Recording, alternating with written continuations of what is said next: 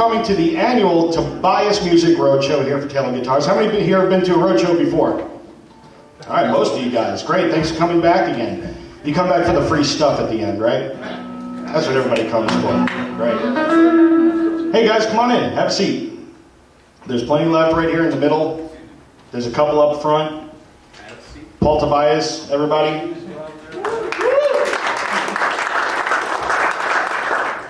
Couple of questions. What do you guys think of the new room?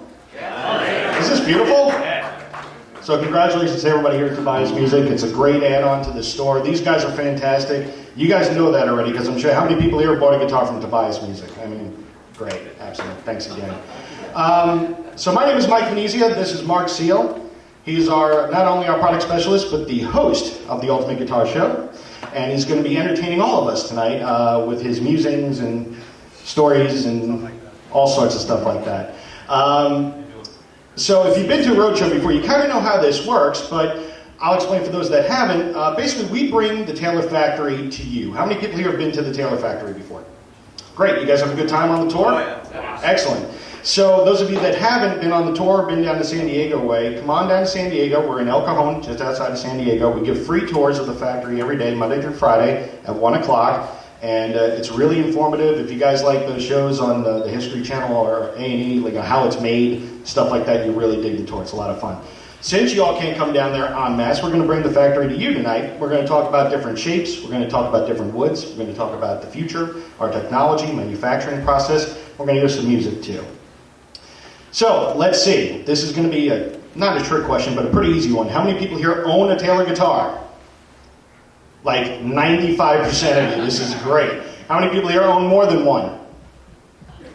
More than two? More than five? Can you own all of them in the store? Of course you own more than five.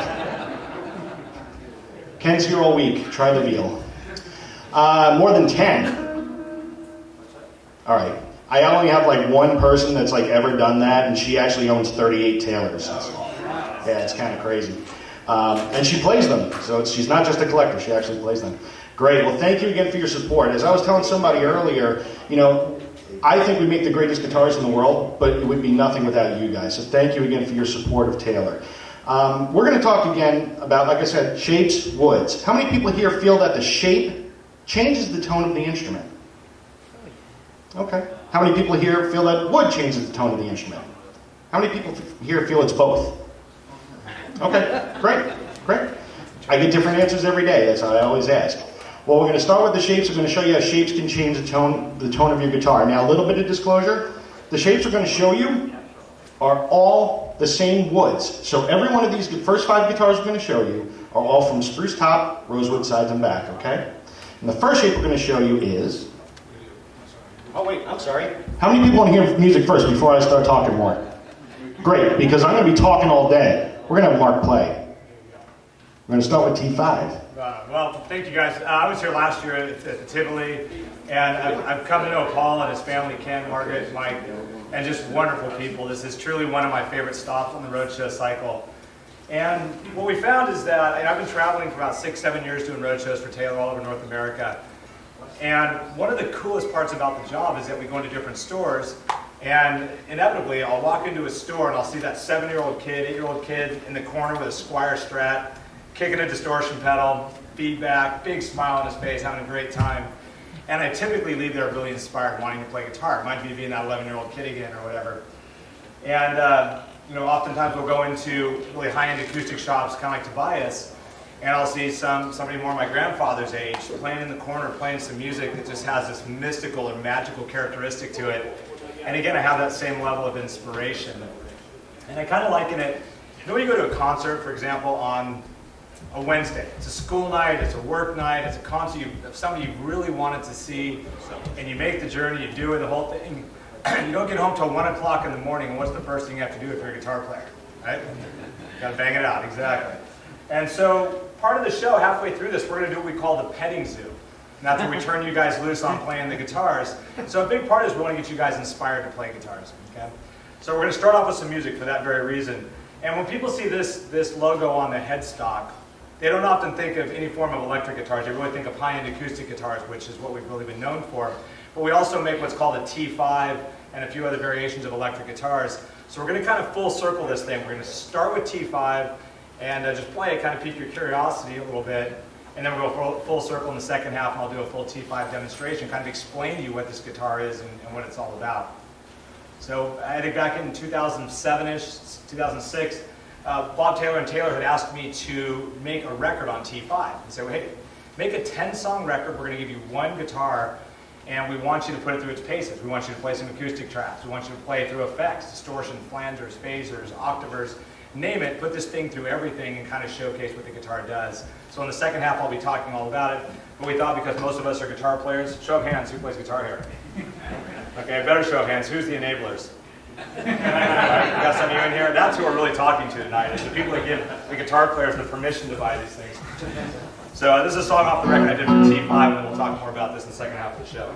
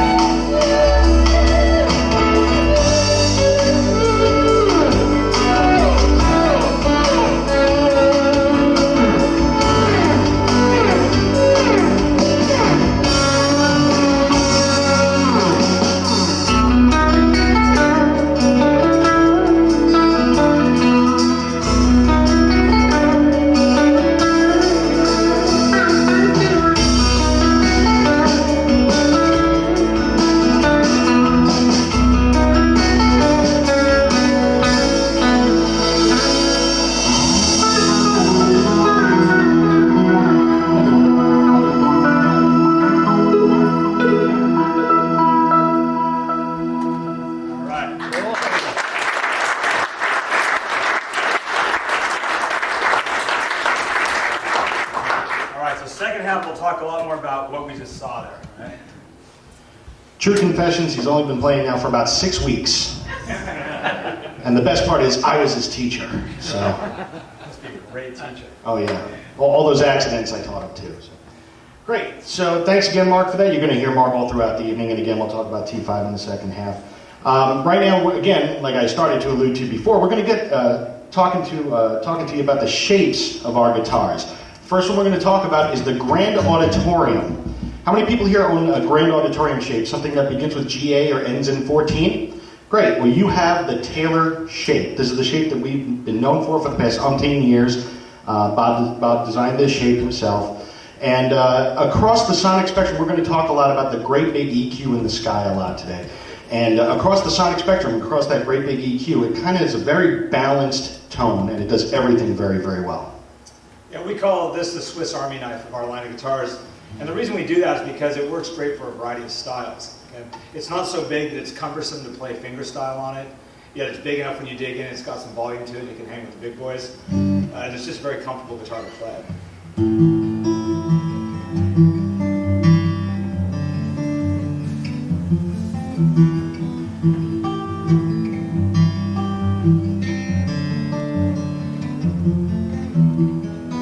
If I dig it with a pick.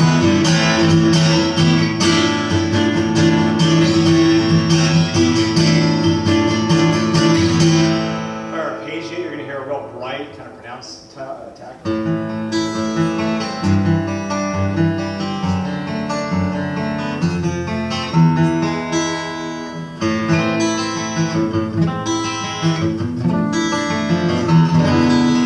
See one of those?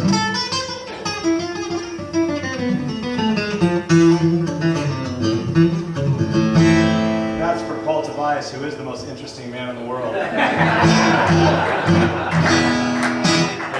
If I buy that guitar, is it going to sound like that when I buy it? Probably a whole lot better, but this is the Grand Auditorium, and this is a great place to jump off. If you're looking at Taylors, if you haven't played them, then you definitely start here. You can kind of go bigger if you want something a little more volume, or if you want something a little more intimate, you go smaller. So, Grand Auditorium.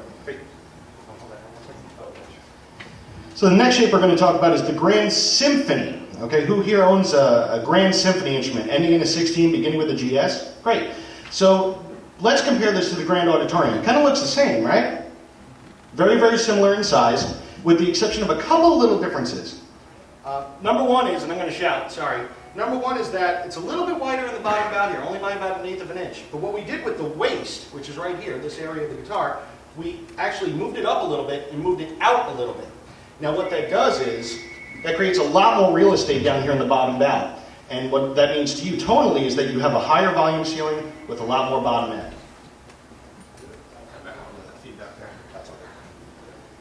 Yeah, we call this the Big Bolt Strummer, and essentially it's because it has all the characteristics of our Grand Auditorium, but just that extra gear. So if you're a heavy right-hand player, if you're playing with a really heavy pick or an eagle talon, as Billy Gill likes to say, or a Susan B. Anthony, whatever heavy device you've got in your right hand you want to nail the guitar with, this guitar is going to give back to you what you put into it.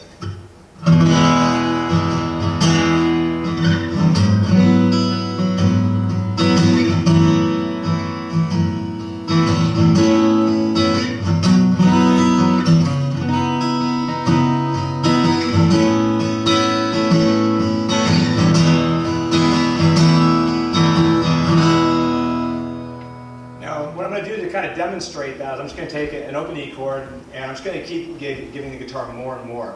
What you're going to hear is you're going to hear the guitar just kind of keep giving it back. It has a very high volume ceiling.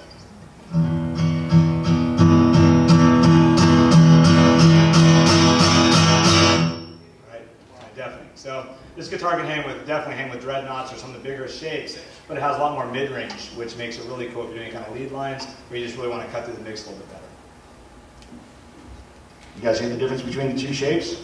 Yeah, right. Well, the next one we're going to show you is the Grand Concert. How many people here have a Grand Concert? Something ending in a 12, beginning with a GC? Or in this case, a 12 fret. Anybody here have a Taylor 12 fret? Okay, great. This is obviously the smallest of all of our shapes.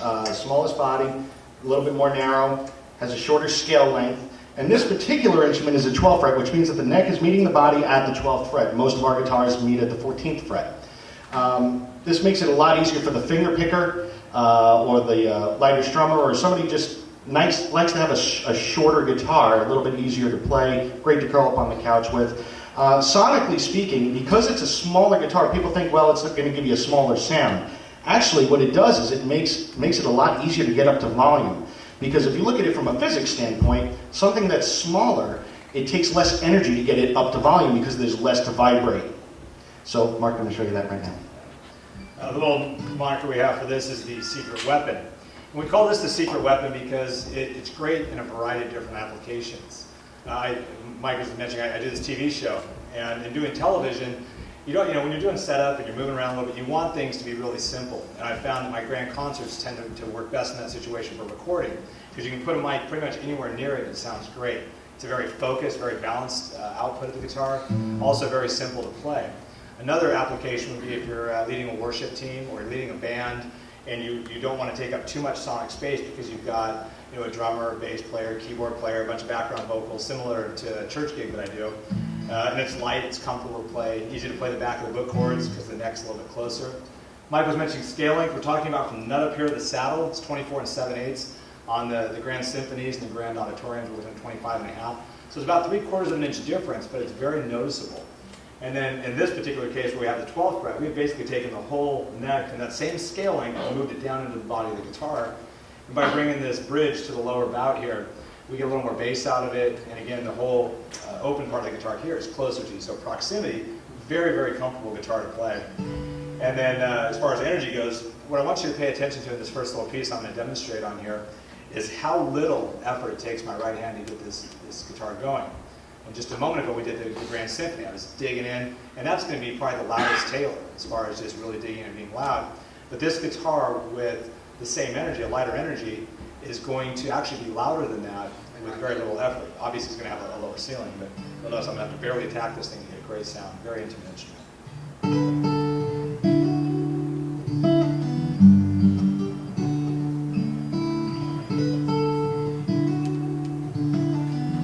Not just barely hitting those strings. See a few tears out there. Is that right? It's kind of pretty, huh?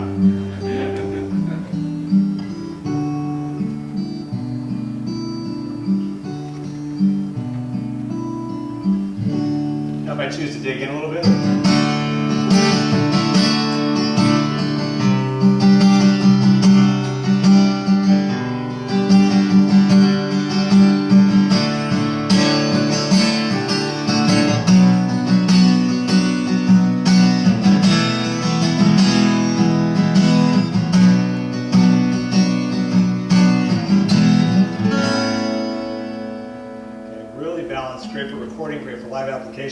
Quick story on this is that the last two guitars I bought from Taylor have both been grand concerts. And it was just a few years ago I got hip to them, and I just discovered they're perfect for virtually everything for what I do. And if you have not tried them, during the Pegasus portion, give it a try tonight. When I bought my first grand concert, one of the coolest little stories was this. I went down to the Taylor factory and I told Bob Taylor about picking up my first grand concert. And he was really quick, he gets a smile on his face. He goes, Marc, that's the guitar that becomes your best friend. He says, that's the guitar you curl up on the couch with. And the last thing he said was really cool. It made me feel like Bill Murray in Caddyshack, because he's like, I got serious about. That's the guitar you're going to write your hits on. So I got that going for me. Which is nice. Right on. So, grand concert, awesome guitar. You guys give this a shot. If I gave everybody here a piece of paper and a pen, and you never played guitar before, but I asked you to draw one, would it look something like this? Probably, right? This is the dreadnought shape. This is a shape that was invented by a company. Their name rhymes with Martin, I believe, right? Back in the early 1900s, and for years and years and years, it was very much the standby shape, the go-to shape. Most of the guitars that you heard of in the 40s, 50s, 60s, 70s, all the way through today was recorded with a guitar that looked very much like this one. As far as tonally, dreadnought kind of gives you the sound of the shape. It's kind of like almost like a boxy shape, and it kind of gives you a little bit of a boxy sound. It gives you a little bit of everything all at once. Any of you guys learned to play guitar on one of these? Yeah, raise your hand. There you go. All right. Anybody have action like this? And my buddy Billy back at Taylor, he was telling me how he was a Cub Scout as a kid, and his first dreadnought actually doubled as his crossbow to get his badge. So he pulled that off. But it's true, when I first started playing guitar, I played on dreadnought as well. My dad had a couple of them, and they were very challenging to play. So if you're a fan of that dreadnought sound, right, but you want one that plays really well, I think we all in this room can agree that Taylor's play amazing. This guitar is it's the best playing dreadnought on the market. They sound like honey. And all those great recordings we've heard, for the last 30, 40 years on acoustic guitar, we're pretty much predominantly dreadnought. So we're used to that sound. If that's what you're into, great guitar.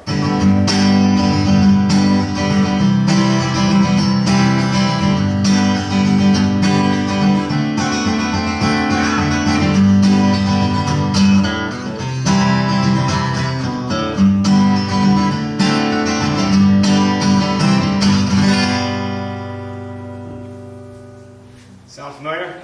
All right, let's do it. And the last of our shapes of Taylor guitars is our newest one for 2013, which is the Grand Orchestra. How many people here own a Grand Orchestra or tried a Grand Orchestra to this point? Anyone?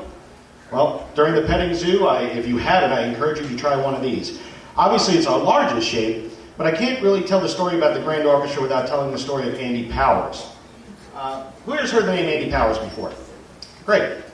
For those of you who don't know who Andy Powers is, who here has heard of Bob Taylor? Great, okay, just making sure.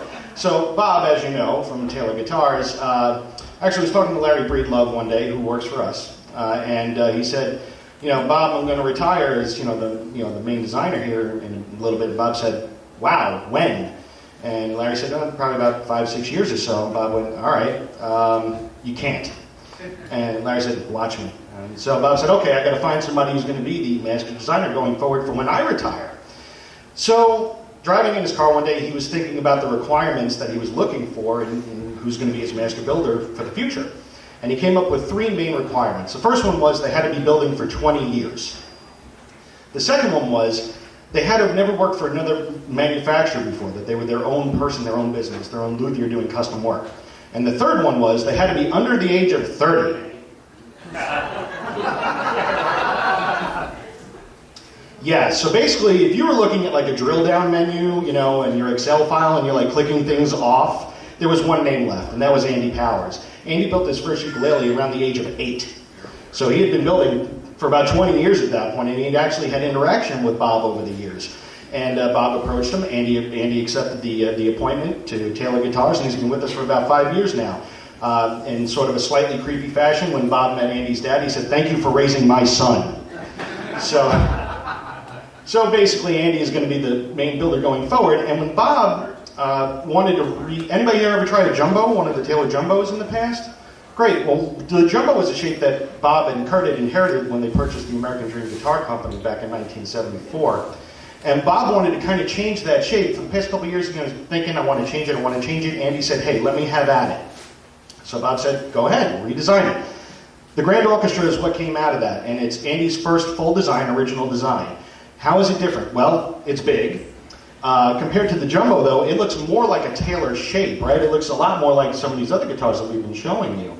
But the thing is, with the jumbo, it was a very, very large instrument with very big bracing that had a big sound, but in order to get it up to volume, it was kind of like I joke around and I say you have to put a pick on a jackhammer in order to get it up to volume. You really need a lot of energy.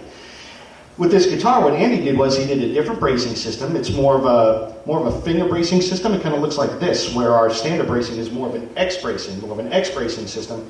This has wider finger bracing, and the bracings are thinner. Both of those things combined add to an extra vibration to the top of the instrument without putting in as much energy. So you have a guitar that's big with a big sound that you can get up to volume faster, and you can even finger pick and get a lot of volume out of it.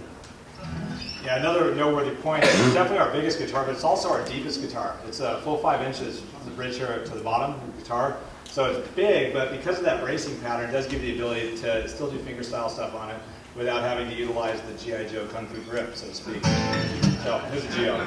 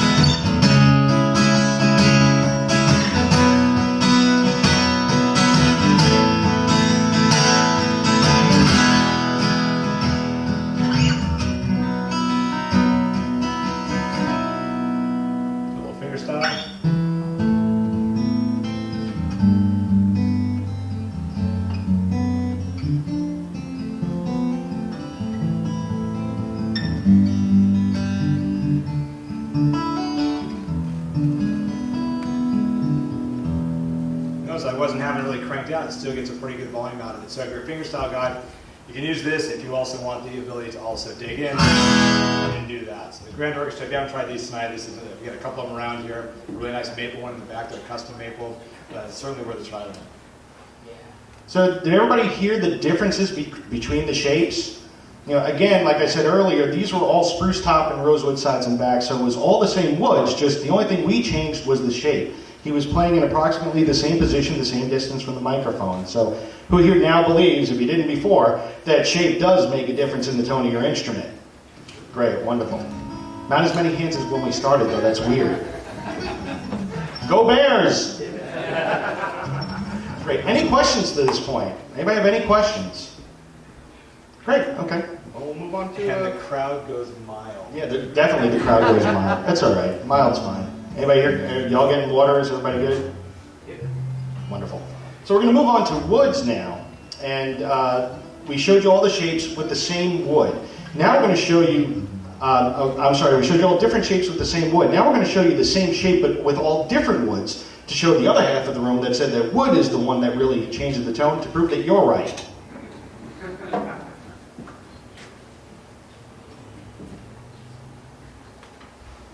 So the first one we're going to talk about is mahogany. Who here has a mahogany guitar, whether it's all mahogany or sides and back? Great, wonderful. It's great sounding wood. We use this because it's a great midpoint.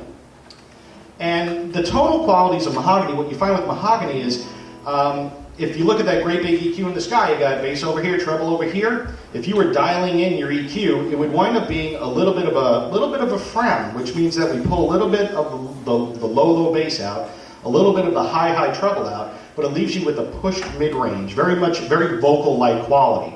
Also, the great part about mahogany is, or at least for somebody like me who has a horrible right-hand technique where my dynamics are just all over the place, it helps smooth that out because it's natural compressive ability. Most people, when they talk about mahogany, a lot of people use the word warm. It's a kind of warm tone to it, kind of softer tone to it, which is really true. I find that as well. The other thing that's cool about mahogany for Taylor guitars is that it's one of the woods that we'll primarily go to when we're prototyping guitars. And the reason we do that is if we make something that sounds good in mahogany, it translates to the others, whether it's maple or Indian rosewood or even koa. We know that maple sounds good, it's going to translate across to the other ones, which makes it really helpful for us. So this is mahogany.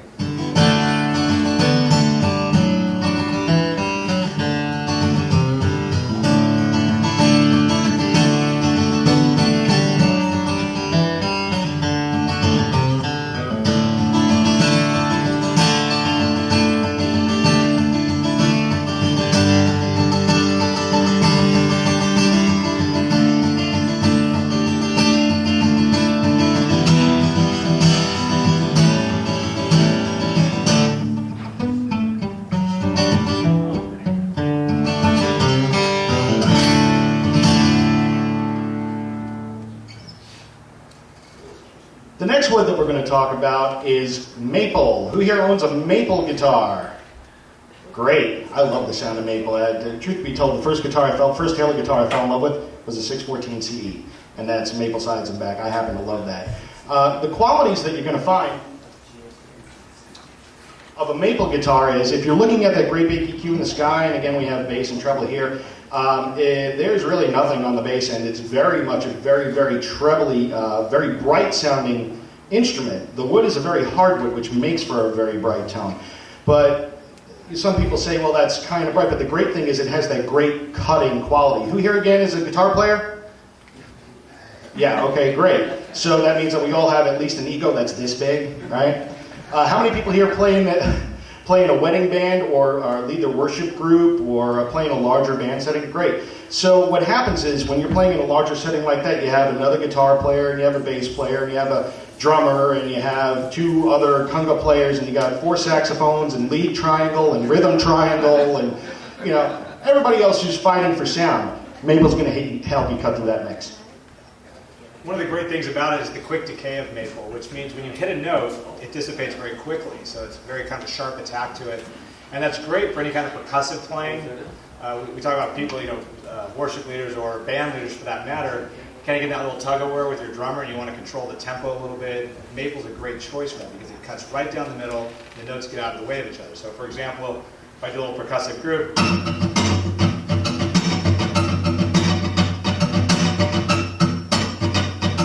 Right? You hear all that, and each note gets out of the way really quickly, so you can kind of control the tempo that way. Another thing that Mike was talking about really was just the bright-end shimmer, that top-end sizzle that we get off of maple. Great for when you're arpeggiating chords, you want that real kind of more chimey vibe going to it. Look at something like...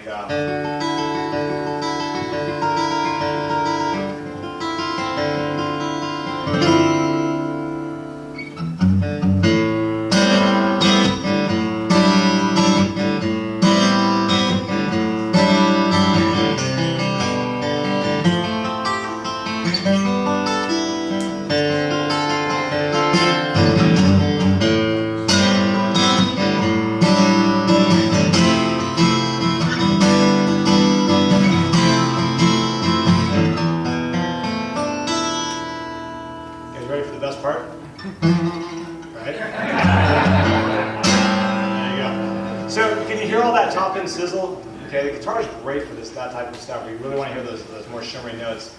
And does anybody know how to play that song that I just played? Okay, you don't have to correct me later. I know I'm not playing it correctly. That was for the demo. Every night I'll play that riff and there'll be someone in the back room, hey man, you're playing that wrong. It's like, I know. I'm trying to showcase that top end stuff. So. What do you expect? He's been playing for 6 weeks. We'll compare notes later, but thanks for not busting me. So that's maple, guys. Really bright, very percussive, quick decay. The last of the big three woods, as I call them, that we have at Taylor that we use on our guitars is rosewood. Who here owns a rosewood guitar? Rosewood back and sides?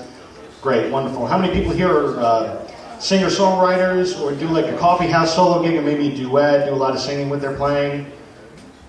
2 vocalists? Come on, you're all lying to me. All right, there we go. Now that's real. The great thing about rosewood is on the sonic spectrum, again, when we're looking at bass and treble, it kind of gives you very much like a smile, which means you're going to have push bass, you're going to have push treble, but it sucks out a bit of the mid-range.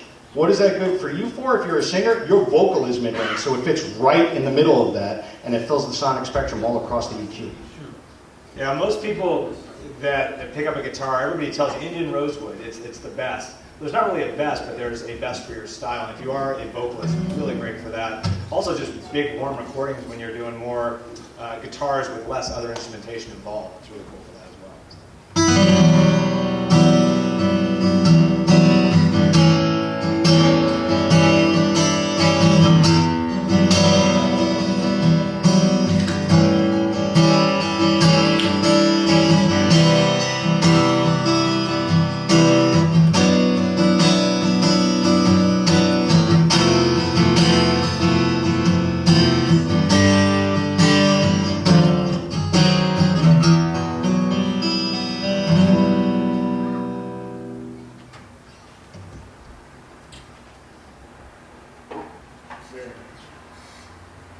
Any questions about the big three in woods? So again, we had mahogany, we had maple, we had rosewood. All of them have different, distinct tonal characteristics. There are a lot of other woods that we use at Taylor, and one thing that I love to talk about is koa. How many people here have a koa guitar, or have played a koa guitar, fell in love with a koa guitar? Want to take home a koa guitar? Just saying. So koa has a couple of great things going for it. Number one, it's beautiful. I mean, just look at it. The grain in it is just amazing. It has great grain quality, the dark, the light, very contrasty in and of itself. But let's talk about the origination, or where we actually get koa from. True koa comes from Hawaii, and it comes from the Big Island of Hawaii at elevations of 5,000 feet or more on private land, and you can't cut down the tree. It sort of has to fall on its own. And it costs about $250,000 per log. And you can't look at it before you buy it. Totally serious. So basically, the joke kind of goes, we use a lot of koa at Taylor. The joke kind of goes, if a koa tree falls on private land on the Big Island of Hawaii at elevations above 5,000 feet, Bob Taylor hears it and buys it. But the thing is, we have to buy it blind, so we get asked a lot, what happens? Have you ever gotten a bad log? And the only thing I can say to that is, if you come into Tobias Music one day, and you look on their wall, you look on this wall, and there's a wall full of koa ukuleles, we probably got a bad log. But as far as the great big EQ in the sky, koa has a tonal characteristic all its own. It's very much everything on steroids in a lot of ways. But when you look at it, it changes over time. Koa is one of those woods that really changes with you playing it. So again, bass, treble, it kind of is very, very bright. At first, your bass is down a bit, but the more you play it, the bass comes up, because the more you play a koa guitar, the more it opens up, the richer the sound gets. We always joke around that the worse the koa guitar sounds is the day it's finished. Every day that you play it going forward, it sounds better and better and better. A little side note Mike just brought me to think about is that one of the things that's great about being associated with Taylor guitars is that there's this big trendy thing over the last few years about being green and being responsible. Well, he's absolutely right about the koa. When we have extra koa or anything, the company runs very, very green. We do send koa scraps back for other manufacturers to use for parts on other instruments or whatever. We try to utilize everything. And that's been since day one. Bob's always been a very forward-thinking, good steward of the resources we have, and really an advocate to maintain those resources. And that's something that, as somebody gets to work with the guys from Taylor, I feel very proud that he does that and is kind of protecting the stuff for my kids and their kids, etc. So that's kind of the cool thing about that. As far as koa, it's just, there's another product specialist that does what I do. His name's Corey, and he basically said koa is this. Koa is like the hot chick in school when you're in high school. She has great grades, she's beautiful, her parents are rich. All those things, the only difference is you can buy koa, right? So at the end of the day, koa it's just a full story. It's the story and it's the sound. It's a wonderful instrument. I just bought my first koa, coincidentally. I bought a 12 fret 35th anniversary koa this last December, and it's the first koa I've owned, and it's by far my most played guitar now. So.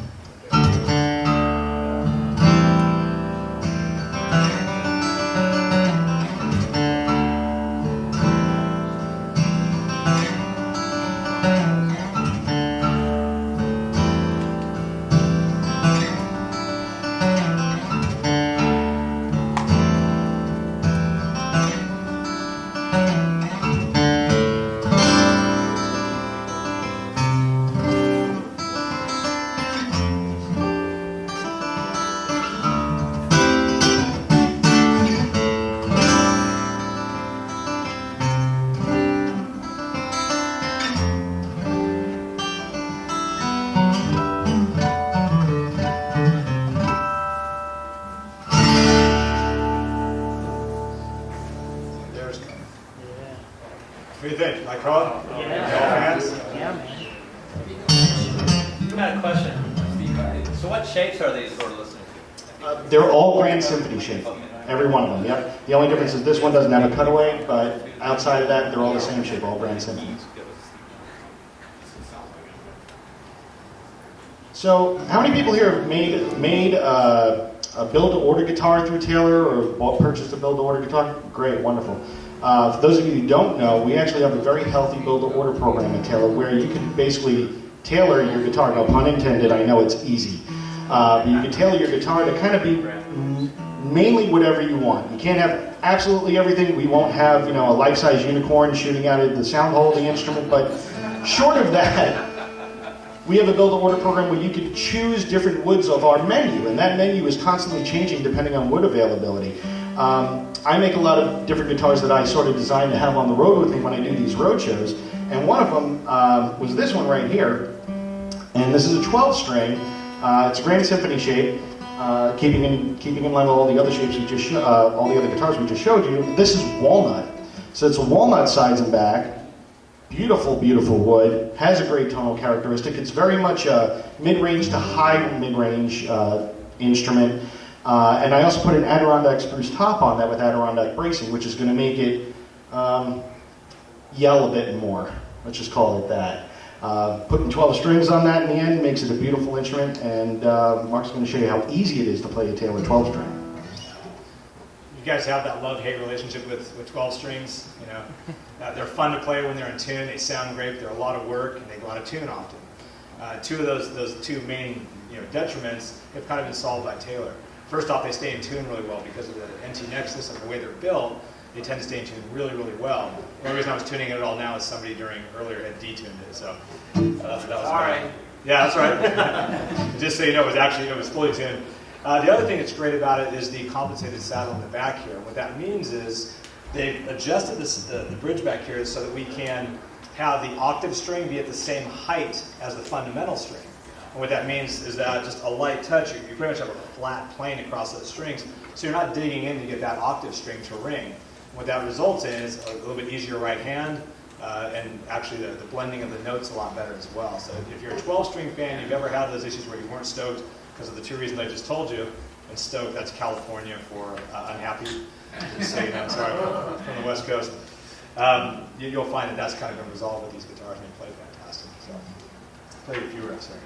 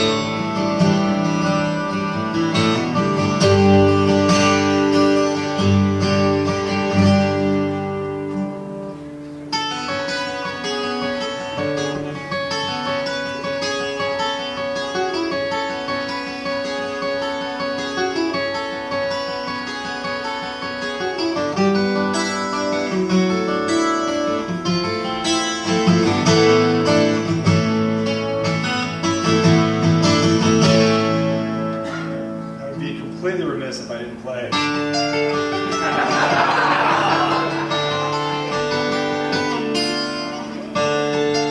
We made 12 strings for Richie. Best part.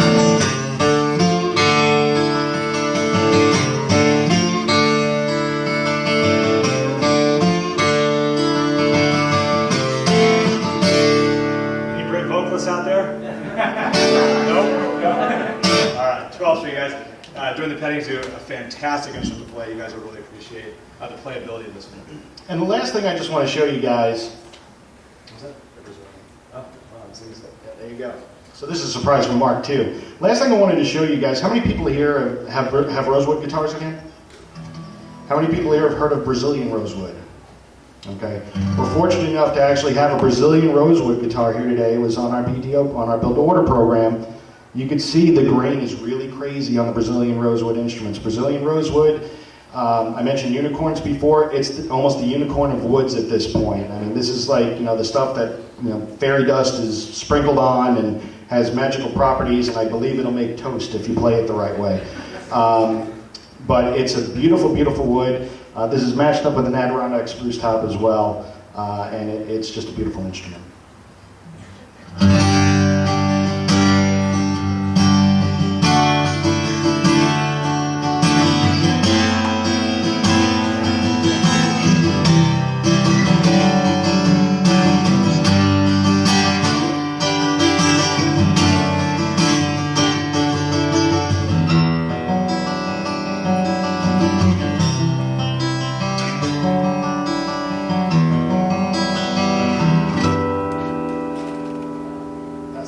Sounds pretty nice, right?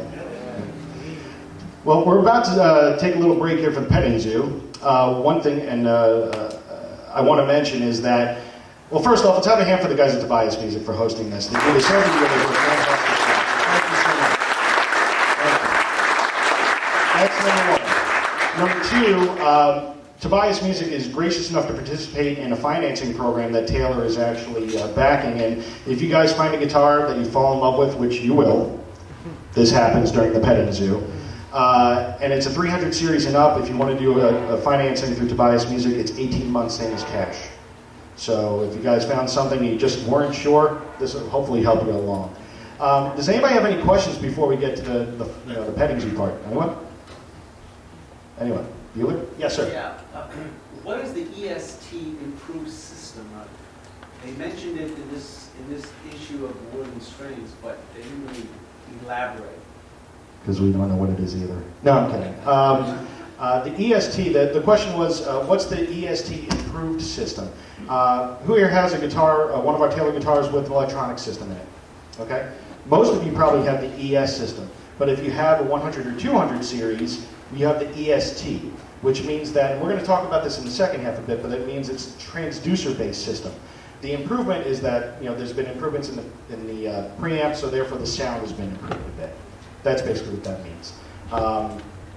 That's a great question, though. We're going to hear a lot more about that after the break. Any other questions? Guys, have at it. We have a lot of great guitars up here for you guys to play. As Mark likes to remind us all, it's the petting zoo, not the heavy petting zoo. So please watch your belt buckles and your zippers, okay? Thanks.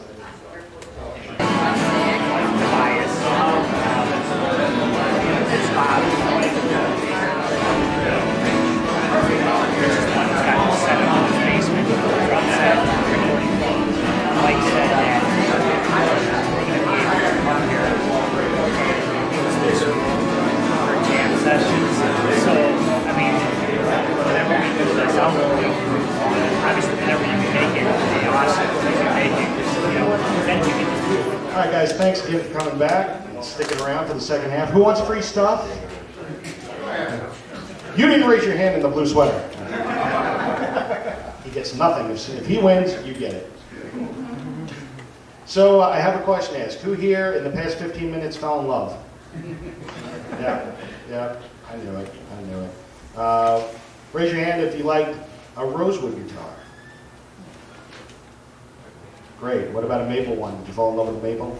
Possibly a mahogany? How about a koa? Every time. Isn't koa such a great wood? It's so much fun. Great. So we're going to start with the second half here. We're going to start off talking about, oh, by the way, this guitar's half off.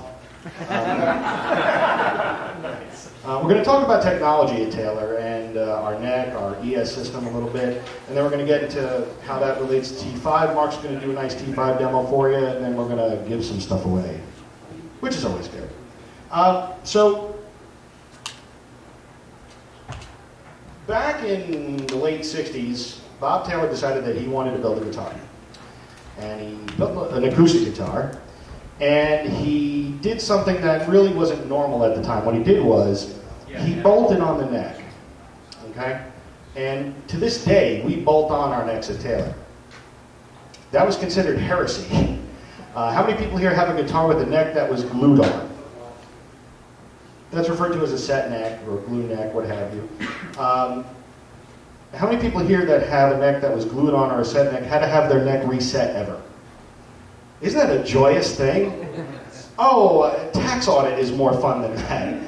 Basically, the way this works is that you give somebody your guitar for 3 to 6 weeks or 6 months, if they're really not good at what they do, and they have to steam the neck off. They have to clean all the glue away, they have to clean the finish away, they have to sand down the neck pocket, they're going to make sure it's sitting right, change whatever angle was wrong, glue it again, clamp it, cross their fingers, wait 3 weeks or so for it to dry, and then hope that the angle's now correct.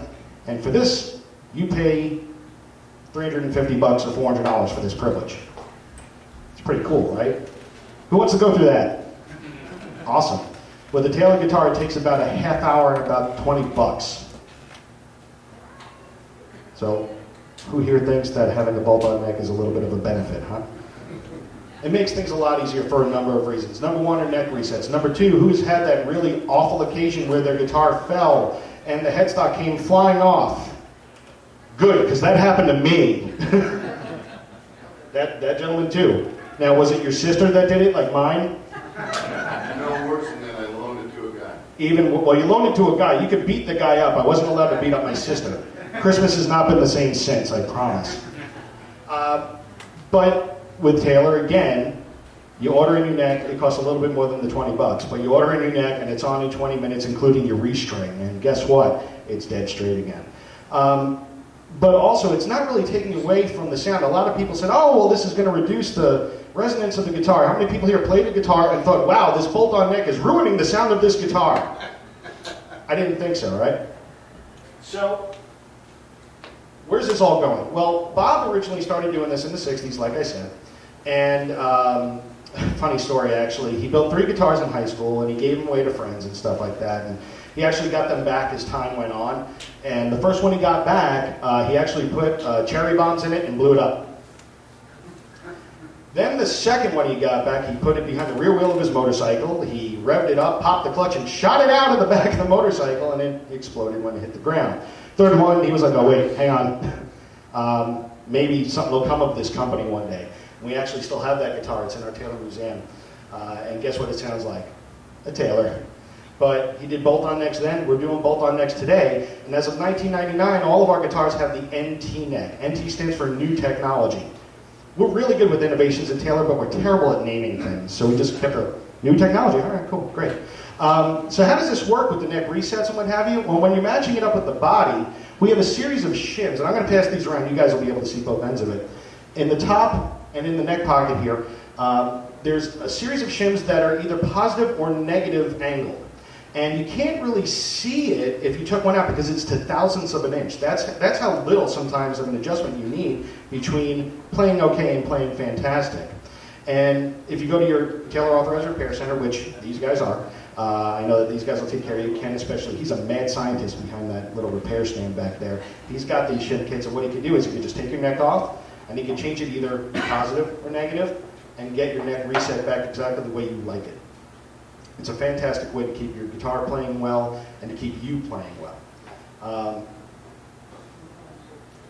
The other great part about what we do at Taylor is we also sometimes reach out to outside influences. We create a lot of stuff in-house, but sometimes we work with some of the heavy hitters. Who here has ever heard of Rupert Neve?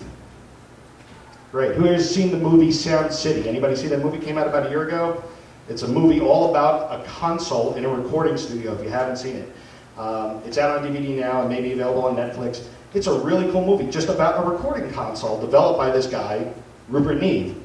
Evil genius when it comes to engineering. Our electronic system, the ES system, again, raise your hands if you have an electronic system in your guitar from Taylor Guitars and you have an ES system. If you have an ES system, you have a system that was designed between Dave Hostel, Bob Taylor, and Rupert Neve. Rupert is, like I said, just a really evil genius, and what he helped do was create this system that was very, very musical. Now what we did was, we couldn't do this if we had a glue-on neck, because we have 2 different pickups in our system. We have one here in the neck pocket, and we have a body sensor that's on the inside on the top of the instrument. Obviously, if we had a glued-on sort of pickup, the glue would get into the pickup cavity, and if anything ever went wrong with the electronics, again, you'd have to steam off the neck, all that other fun stuff, $400 later, crossing your fingers, and you're a very unhappy person. But with the bolt-on neck, with our NT neck, we were able to have this neck pocket and have noise. And the body sensor is filled with a ferrofluid, and there's a little magnet that vibrates around in there. Those 2 combine to make a very musical sound. If you actually put a guitar under laser interferometry, I know it's a very long word, it's a quarter word of the day, and you saw exactly how the top of the guitar vibrated, a lot of times you might think, well, it vibrates up and down like this, right? Well, it actually goes like this, it goes like this, it goes like this, it just bounces all over the place. So how can you accurately represent the sound of the instrument by having a guitar that has a pickup underneath the saddle? It's a little bit tougher. So that's why we have this sensor-based system with one in the neck, one on the body. It creates a very musical note. It's a balance system, so you can plug directly into a PA system. Because of that, it actually cuts down immensely on feedback. How many people here play with their worship group again? You plug into the PA direct probably, right? It's a lot easier. In fact, you're giving the sound man less grief, and God knows we'd love to give them grief, right? But if you don't have to, you might get an extra little bit of boost in volume, the less grief you have to give them. Cool. So without having an NT neck, we couldn't have this neck pocket, we couldn't have the ES system, and we couldn't have the T5. All right, you ready? We do T5. This is my favorite part of the show. And it's because I'm just a total believer of this guitar and its capabilities. So I'm going to go quickly through some technical stuff, and then we'll kind of get to the fun part of the demo. The T stands for thin line. As you can see, it's a thin-bodied guitar. Okay? It's also fully hollow. The 5 is for the 5-way pickup selector switch we have up here, and it's toggling between 3 different pickups we have on board. Now with that guitar we're passing around, you're going to see that neck pickup, which we call a dynamic string sensor, And in the back of the guitar, we have the body sensor, hear that? And then we have this true humbucker. So there's three, 1, 2, 3 pickups on board, 5-way switch, kind of switching between those. Okay? We have a short scale neck, again, scale meaning from the nut to the saddle, 24 7/8. So earlier when I was talking about grand concert being my favorite to play for that, and I love that scale length, same thing on this guitar, and it just makes it a little bit easier to play. Any kind of solos or bigger chords, you're going to find it's just really simple to play. The gauge of strings is interesting. It comes with 11 gauge strings. Now 11 gauge strings, it's kind of a heavy electric string, yet it's kind of a light acoustic string. Okay? They are nickel, which means they are an electric string. But we're trying to accomplish playing both acoustic and electric. So T5, what it is, it's basically a hybrid guitar. It does both acoustic and electric really well, and it does it without modeling, meaning there's no software involved. You know, we see guitars in stores now, they'll be $149 for a guitar, and it says it plays guitar, but it also makes sitar sounds or flute sounds. It's cool and it's fun, but that's all done with modeling. That's all software. This is all done with wires and magnets, or what we would call really the organic way, the correct way to do those types of things. So what we're going to do is we're going to kind of go through some of the different sounds, and we talked about the expression system. Well, this implements part of the expression system where we have that body sensor and the neck pickup, which is similar to what we have on our acoustic guitars. And we see this logo like we talked about earlier, we don't think about electric, so you're going to find this guitar is ideal for anybody that's doing a gig where versatility is key, meaning if you're going to do a gig where it's a top 40 gig and you're playing 30 different songs in a night with a bunch of different sounds, if you're in a worship team and you have some acoustic parts or some electric parts, or you think about like an 80s hair band cover, right? Cover bands are huge right now. All those songs start with acoustic guitar, went into some clean electric guitar. Ultimately, there's some burning distorted guitar solo. This guitar would do that really, really well. And what I found is, right out of music college, I was in a top 40 band, and I used to take 4 or 5 guitars to a show. I'd take a Strat, I'd take an Ibanez, maybe a Tele and Les Paul, I'd take a Talk Mini acoustic, and carrying all those guitars, a few different things would happen. First, one guitar would sound significantly better than the rest the whole night, right? The other thing was, every time I switched between guitars, there'd be a new acclimation process. And what I mean by that is if I was playing a 25.5-inch scale Strat with a maple fingerboard, which I had, which is a white fingerboard, I'd play that. A few songs later, I'd go to a Les Paul with a short scale and an ebony fingerboard. I'd have to kind of reacclimate to figure out where I was on that guitar, and my playing would suffer for that. Plus, those guitars were heavy, so at the end of 3 or 4 sets, you're tired.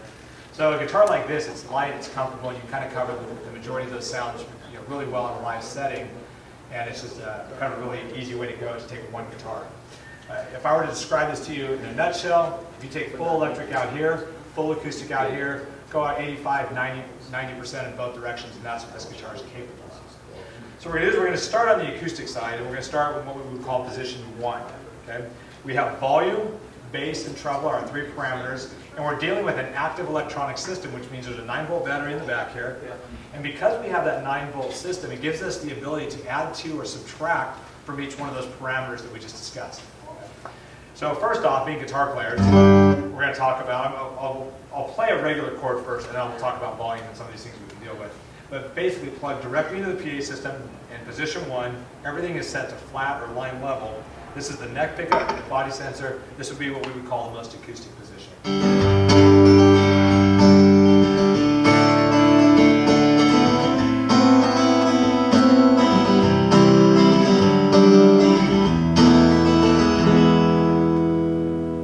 So you can hear it's totally an acoustic guitar. You can play it really loud live without having the problems of feedback because it's a little bit thinner, so it has a higher threshold.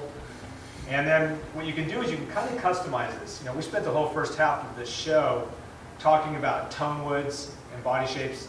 Well, say for example, we're going to play in a church gig and we're going to play with a vocalist. And I want to scoop out that mid-range. Well, we have high and low where we can add to or subtract from those. So if we were to take our highs and our lows here, highs here, if I want to scoop that mid-range, I can simply bump my lows, bump my highs, and I'm going to kind of channel that out. It's going to kind of have that Indian rosewood effect on this guitar. What you're going to notice is that the 2 middle strings kind of disappear a little bit. There, now listen.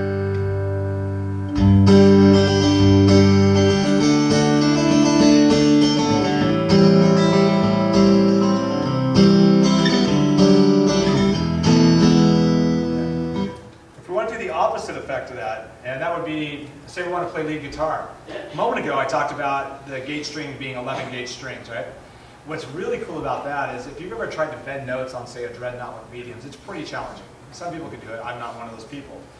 But the example I'll give you is kind of cool. I was playing with this band in Southern California called A Bunch of Guys, and they want to do a acoustic version of Hotel California. But I want to play the studio solo. Well, the studio solo, if I want to play that acoustically, it's got a lot of crazy bends in it. It's going to be very challenging to do. Enter T5. If I've got a T5, what I'm able to do is have the acoustic guitar sound with strings that are bendable in the cutaway, so I can do some pretty cool solos on it. And what happens is you get this really kind of new fresh flavor of how you might want to do a song with acoustic solos, but still coupling the original solo. So what I'm going to do is I'm going to raise the highs, raise the lows a little bit. And I'm going to play just a little bit of that Hotel California riff. So we're doing an Indian Rosewood version right here. This would be the rhythm guitar player stuff.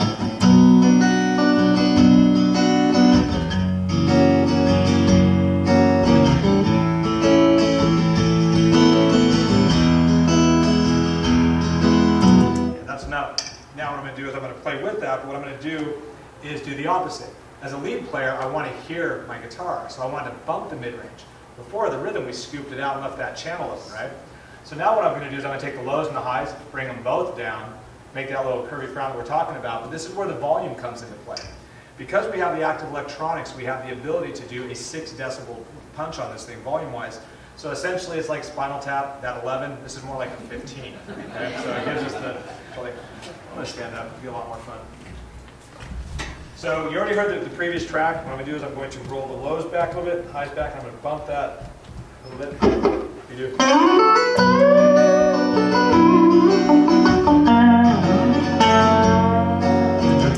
Trying to bend this, I can keep going, probably break the string. I cannot do that on a dreadnought. You know, that's a little bit challenging. So having that ability to do cool guitar solos with an acoustic sound is really great. And one of the upsides to that I found is that when you're doing that, there are guitar players that don't know T5. They think you're amazing and really strong. You just roll with it, like, yeah, I practice. You know, fake it, you know, take what you can get, right? But it's a pretty good way to go on that, having the ability to do those solos. As we go into, what I'm going to do now is I'm going to turn off that body sensor. So you hear the body sensor? On and off. Oops. Now off. Okay? So this is where I would go if I'm going to go into the electric mode. So now that full range frequency response pickup we have in the back is no longer active. And this is if I was going to play anything on a Strat. Okay? I would typically go to my neck position on a Strat. I'm going to play some Hendrix. This is where I would be on maps. This is where the guitar kind of turns into an electric guitar.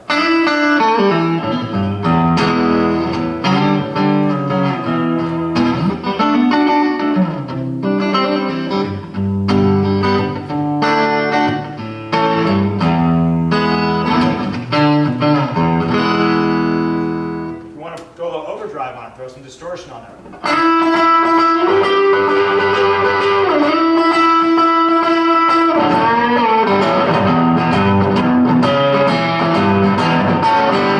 Right, you can get the full distortion out of it as well. Keeping in mind, anytime you can always go back and play the acoustic stuff. Okay? As we go into position 3, this is our bridge pickup. And anytime you're going to play any arpeggiated clean chord stuff that you might do on, say, a Les Paul, it's going to be great for that. If you want some overdrive, great for that. Even some distortion. So you'll notice we do, you know, Don't Cry. A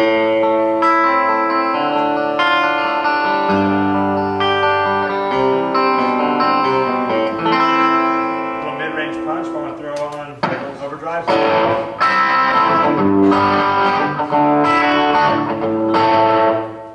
I want to play some Metallica.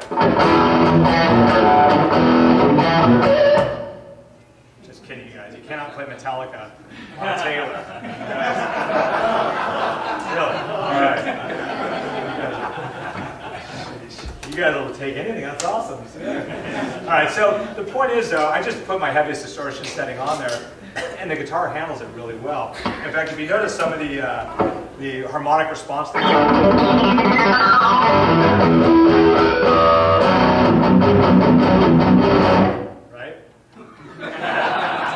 I think of when I see this logo. Right? So the fact of the matter is the guitar does it really, really well. And just a quick little side story that I like to tell occasionally because it humors me.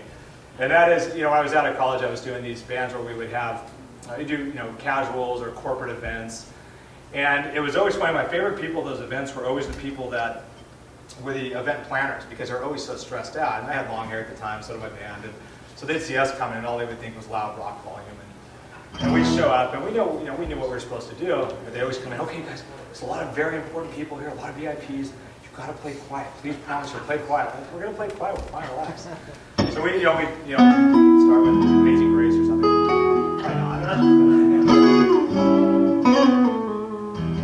Right, but inevitably, what would happen? The second set would roll around, people have a couple cocktails, somebody in the audience say, hey man, can you guys play Aqualung? We check. Right? How many times has that happened to you? That's the truth. Okay, it's never happened. Okay, that has not happened to me. However, if it did, T5 could nail that part of the gig, and that's the thing I think is most impressive. And again, you guys, this is doing it the right way. It's just a distortion pedal or that straight acoustic into the console, so it's really, really cool. As I go into position 4 now, position 4 and 5 are the same in that they're both the neck pickup and the bridge pickup. In position 4, we're running what we call parallel. Position 5, we're running series. What parallel means is both pickups are hitting the preamp at the same time. Series means one pickup is running through the other pickup, and it changes the sound a little bit. In position 4, what I found is any kind of just jazz comping, just background chords.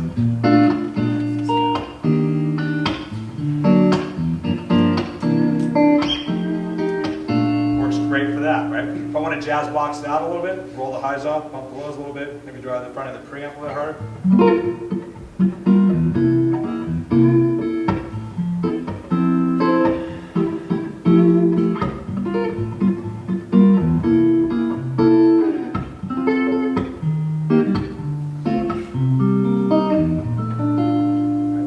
So pretty versatile. I'm going to leave the witness for position 5. Position 5, same two pickups. What's going to happen was that in position 4 we had a little bit of a dip in the mid-range and a little bit of a volume drop. Position 5 we're going to flatten the whole thing out, bring the gain back. So here's 4, here's 5. And you know my favorite guitar player of all time probably is David Gilmour because of the musicality of his solos. But I love Pat Metheny, Larry Carlton, Robin Ford, Eric Johnson, guys with that little bit warmer tone. And on T5 in this 5th position, what I found, if I throw some distortion, some delay on there, I can get some pretty cool Pink Floyd type sounds, but it's very warm. It's not that shrill, bright stuff that kind of pierces your ears. So check this out. I'm going to get a kick of this.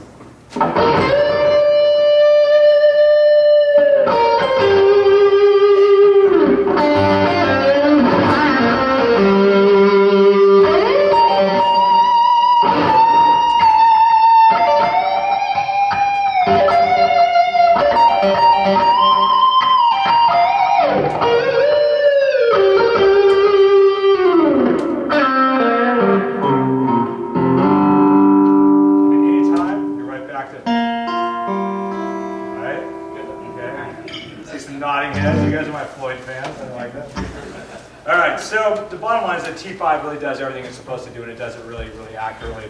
The last thing I want to show you on T5, I think it's really neat, is the ability to kind of combine some sounds and kind of treat the guitar a little bit maybe like a pianist might approach playing piano. I just did some crazy bends, so these are these strings, so bear with me here.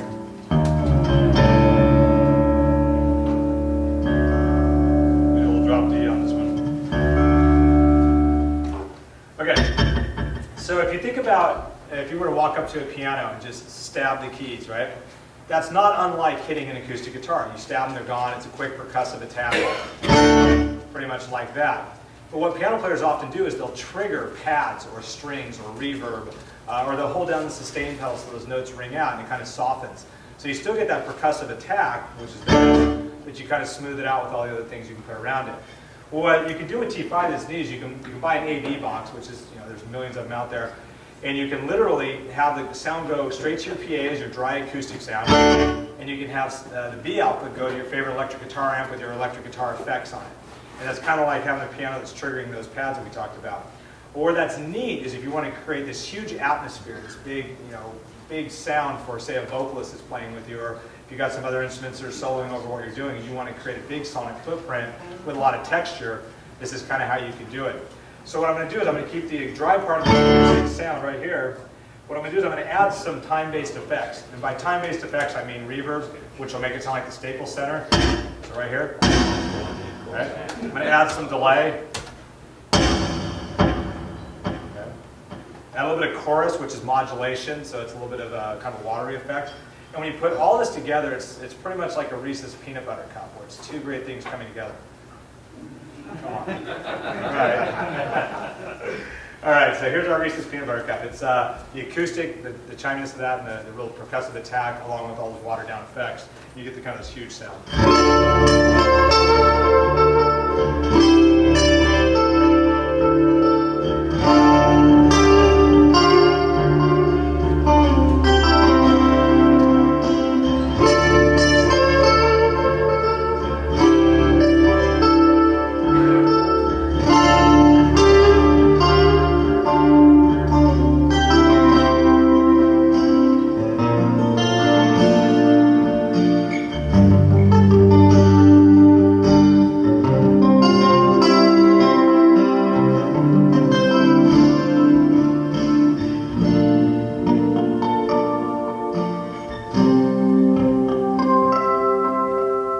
Throw on a little 70s wah pedal.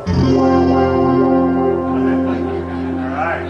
So, as you can see, T5, it really does both acoustic and electric stuff. It does it really accurately. The main thing I would point out is that it's really like getting two really nice guitars for the price of one really nice guitar. Right? Last thing, and this is probably the real sales pitch right here. You guys ready? This is the loudest guitar that my wife will let me bring downstairs when she's watching the Travel Channel. Okay? I can do that stuff all day long. She's cool with that. If I bring a grand concert or bigger, I'm out. Right? So, T5, makes sense? Are we good? Any questions on T5 I can answer for you? Sir? Do they ever do custom necks on them, like thick necks? I have not seen that, no. No, not on T5. The way the T5 is constructed, it's made for a 1 11/16 neck. Any other questions? All right, well, my work here is done. I want to thank you guys. In all seriousness, you guys, this is truly one of my favorite shops to come to. I've been here several times now, and these guys are just the best. So it's awesome you guys support this venue. But also, I love talking to you guys, hearing your stories. I love getting to play these fine guitars, hang out with guys like Mike and all the people back at Taylor. I know I'm very fortunate to get to do this gig, and I couldn't do it without you guys. So thank you so much for letting me play for you guys tonight. And I hope you guys enjoy the rest of it.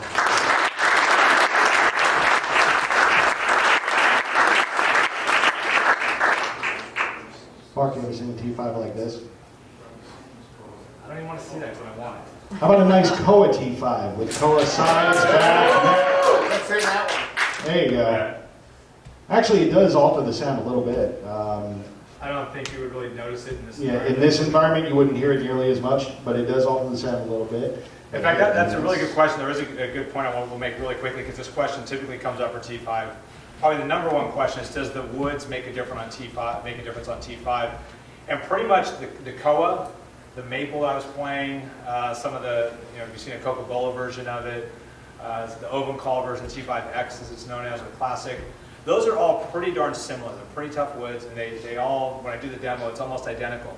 The only time I ever notice a difference in demos is when I play the spruce top. And it seems to be it has a lower tolerance for distortion. So if you're somebody that really wants really more the acoustic with a little bit of entry into the electric, the spruce might be a good choice, because some people say the acoustic properties on that are slightly better, but it diminishes a little bit on the electric side. Like, for example, the Metallica riff, probably not quite as hip on the spruce top version. You might get feedback at a lower level. But on all the other top woods, it's pretty much the same, and I've done demos on all of them very consistently, so that would be that. Any other questions about anything that we talked about? Anything at all? Yes? Is that 12-string saddle available as a retrofit for older 12 strings? Believe that is possible. Depends on how old and what kind of bridge that you have, depending on how it's set. But let's talk later. Okay. Yes? Are pick guards able to be removed once they're on? They are, very carefully. Let's talk after as well. Anybody else? Anyway, Bueller. Great. Let's have a big hand for Marc Seal.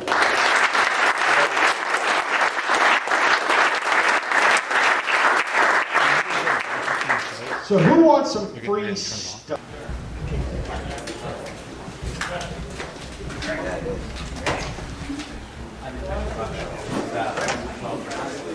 So, what year is your instrument? You don't have to settle on it?